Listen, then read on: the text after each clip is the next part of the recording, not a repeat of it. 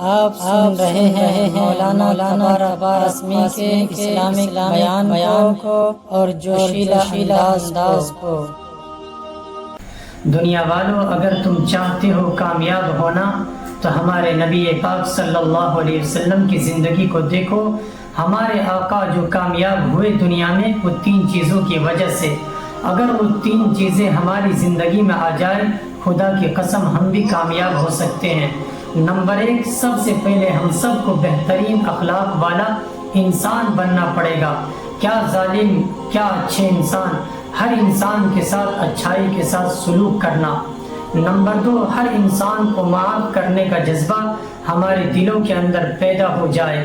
ہمارے نبی تمام لوگوں کو معاف کرنے والے تھے، یہی وجہ تھی کہ بہت مختصر سی وقت میں ہمارے نبی ساری دنیا کے سامنے آ گئے اور ساری دنیا ان کا دیوانہ بن گئے۔ تیسری چیز جو ہے وہ ہے، ہمارے نبی کبھی جھوٹ نہیں بولا کرتے تھے۔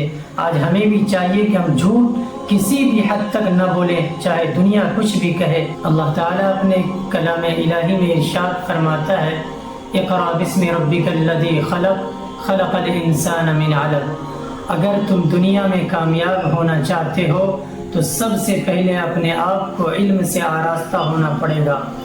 جو قوم پڑھائی نہیں کرتی، اس قوم کا نام اور نشان دنیا سے مٹا دیا جاتا ہے۔